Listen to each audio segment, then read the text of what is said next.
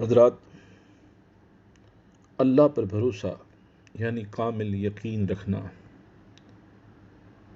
اللہ کی مخلوق پر رحم کرنا، یعنی جو شخص رحم کرتا ہے وہ بھی دراصل اللہ پر ہی یقین رکھتا ہے، اور جو اللہ پر یقین رکھتا ہے کہ وہ اللہ مجھے ہر حال میں دیکھ رہا ہے، وہ کسی کو ناحق ستاتا نہیں، کسی کا دل دکھاتا نہیں، دھوکہ دیتا نہیں، کم وزن تولتا نہیں، ملاوٹ اور ذخیرہ اندوزی کر کے اس کی مخلوق کو تکلیف پہنچاتا نہیں، کیونکہ اسے یقین ہے اس بات پر کہ یہ وہ تمام کام ہے جو میں لوگوں سے تو چھپا سکتا ہوں، ان کی نظروں سے تو چرا سکتا ہوں، مگر ساری مخلوق کا وہ خالق جو کسی کی حق تلفی کو پسند نہیں فرماتا، وہ سب کچھ دیکھ رہا ہے۔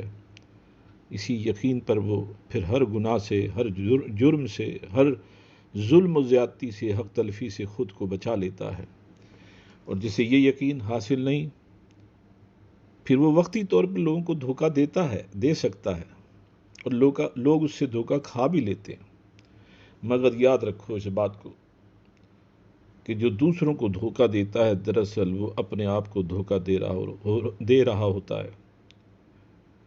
کیوں کہ دھوکہ دینے والا اپنے معاملات میں کبھی مطمئن نہیں رہتا، اسے ہمیشہ بے اطمینانی گھیر کر رکھتی ہے۔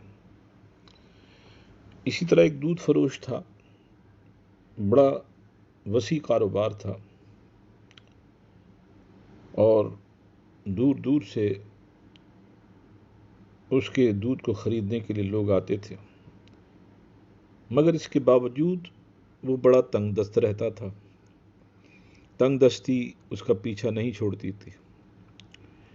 تنگ آ کر اس نے سوچا کہ کسی سے پوچھا جائے کہ آخر وجہ کیا ہے۔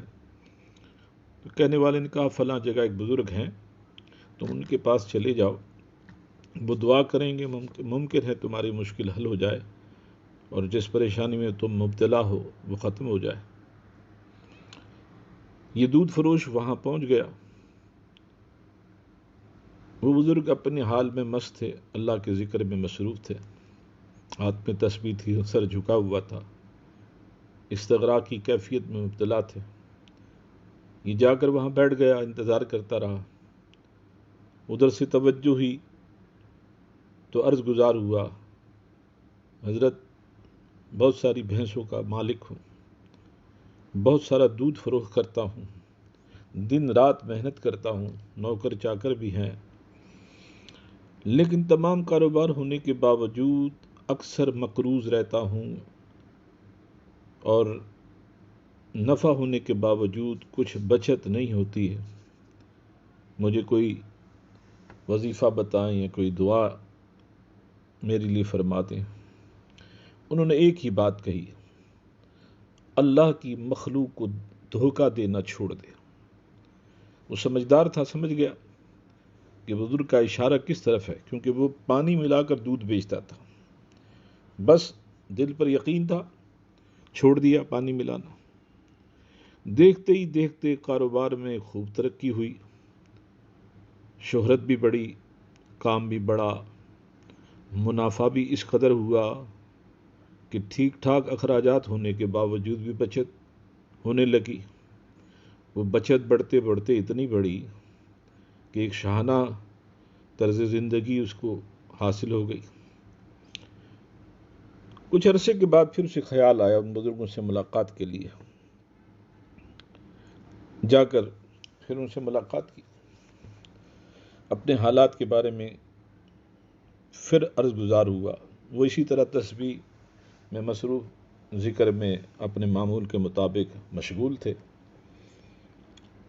یہ انتظار کرتا رہا، جب ادھر سے توجہ ہوئی تو پھر اس نے اپنے حالات کا ذکر کیا کہ حضرت آپ کی دعا سے اللہ نے بہت کرم کیا، آپ نے جو نصیحت فرمائی میں نے اس پر عمل کیا، اللہ نے اس نے اتنی برکت ڈال دی کہ میرے برسوں کے قرضے اتر گئے، اور مجھے اللہ نے کاروبار میں بھی بڑی وسعت عطا فرمائی اور معاملات میں بھی بڑی آسانیاں، مگر ایک پریشانی ہے، وہ جان نہیں چھوڑتی۔ میرے جانور یعنی جنگل میں بھینسیں اور گائے وغیرہ بکریاں وغیرہ چرنے کے لیے جاتی ہیں، تو یہ جنگل کے بھیڑیے جو ہے انہیں نقصان پہنچاتے ہیں اور بعض اوقات کسی جانور کو شکار کر کے لے بھی جاتے ہیں۔ اس طرح مجھے کافی نقصان ہو جاتا ہے۔ آپ دعا فرمائیں کہ مجھے اس پریشانی سے اللہ نکالے۔ بزرگ نے ایک ہی بات کہی، اللہ کی مخلوق پر رحم کرنا شروع کر دے۔ وہ سمجھ گیا کہ یہ اشارہ بھی معمولی اشارہ نہیں۔ اب اس نے کیا کیا، کوئی دودھ خریدنے کے لیے آتا تو اسے اضافی دودھ تھوڑا سا ڈال دیتا، کوئی غریب فقیر آتا تو اسے مفت دودھ دے دیتا، کسی ضرورت مند کا پتہ چلتا تو اس کے گھر جا کر دودھ پہنچا آتا۔ اس طرح پورے علاقے میں، آبادی میں، اطراف میں اس کی شہرت ہو گئی کہ وہ دودھ والا بڑا غریب پرور ہو گیا ہے، لوگوں کی بڑی مدد کرتا ہے۔ تو اب جس کو ضرورت ہوتی وہ اس کے پاس پہنچ جاتے۔ تو دل میں اتنی وسعت پیدا ہو گئی اس رحم کے ایک جملے سے کہ وہ لوگوں سے کہتا اٹھا لو جتنا چاہیے۔ لوگ جاتے، اپنی ضرورت پوری کرتے، دعائیں دے کے چلے جاتے۔ اب وہی جنگل ہے، وہی اس کے مویشی ہیں، مگر کوئی بھیڑیا نقصان بھی نہیں پہنچاتا، اس کے کسی مویشی کا شکار نہیں کرتا۔ ایک دن خود ہی چھپ کر جنگل میں یہ سارا منظر اس نے دیکھا کہ بھیڑیا آتے ہیں مگر اس کے مویشیوں کے قریب نہیں آتے اور نہ ہی ان پر حملہ کرتے۔ اس نے اللہ کا شکر ادا کیا۔ پھر وہ کسی روز اس بزرگ کے پاس پہنچا اور تمام قصہ اور حالات سنائے۔